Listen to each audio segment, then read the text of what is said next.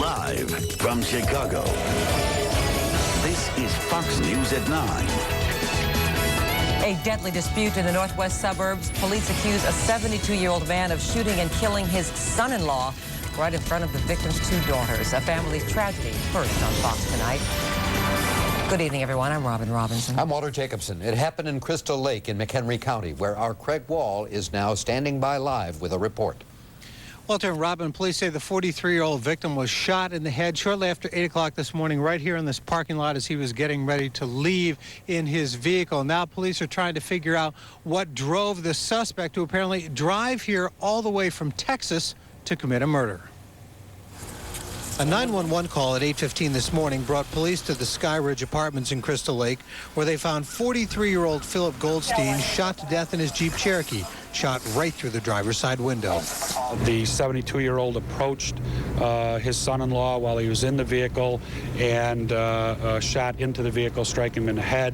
Unfortunately, our victim's two young children, age 11 and 9, were in the vehicle at the time. Police say the girls, apparently on their way to elementary school, were extremely shaken by the shooting and met with police crisis counselors throughout the day. Goldstein's SUV, which was in gear at the time of the shooting, rolled back 100 feet, crashing into another vehicle. Police say the suspect, 72-year-old Adrian Velat from Weatherford, Texas, tried to take his own life with the same rifle he used to shoot his son-in-law, but he survived. Neighbors struggle to understand what the girls must be going through. Just knowing that the two kids were there when it happened, it's got to be devastating for them. You know, being a 9 and 11-year-old girl, I'm sure that has to be very traumatic for them to see anything like that, but then to have it happen to both their father and grandfather. I just can't imagine what they're going through right now. Police are now searching for a motive and are looking at Goldstein's failed marriage as a possible explanation. The only thing we know at this point is we understand that there was a very bitter divorce going on.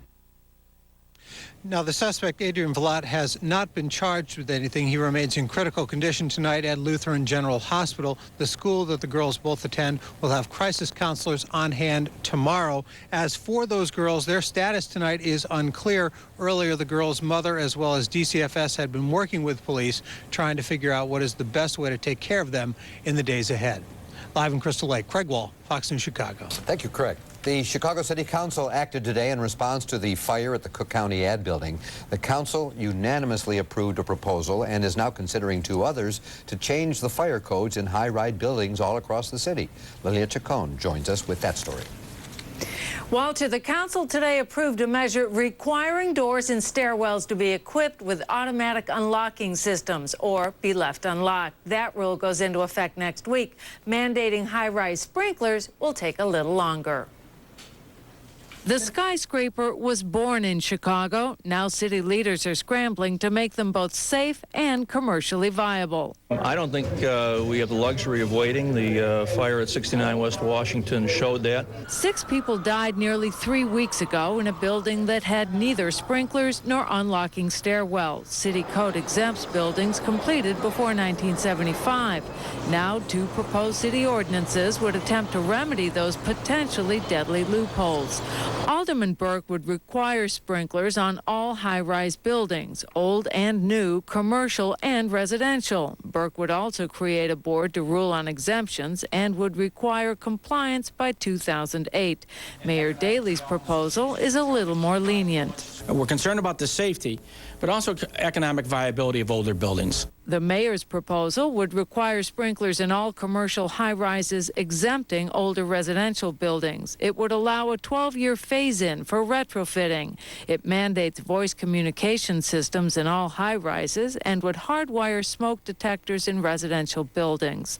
Exemptions would be granted for historic or landmark buildings.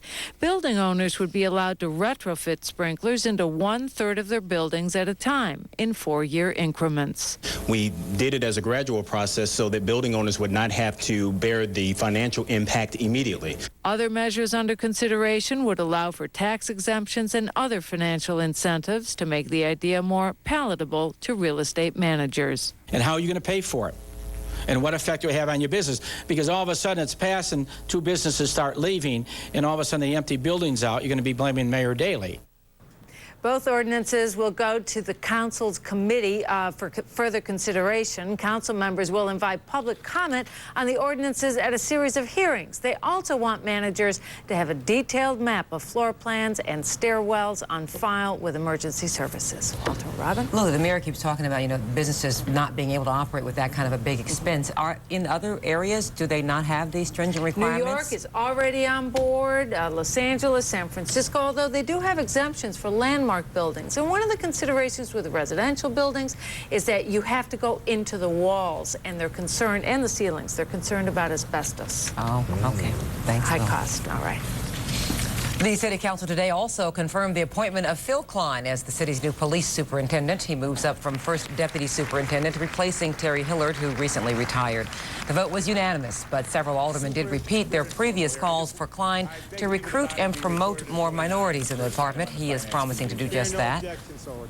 That's my goal, is that we're going to try and recruit more minorities so that the department does have the diversity of the city.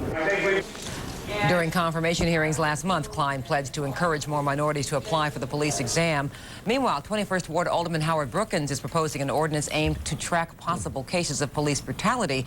It would require more thorough documentation of police stops, recording the race and gender of both the officer and the people who are stopped. Federal criminal charges have been filed against a man on the city's Gold Coast accused of manufacturing child pornography. 45-year-old Reed Sulseth was arrested today in his home. Earlier this year, he was charged with sexual assault and child pornography after police searched his home and discovered explicit photographs.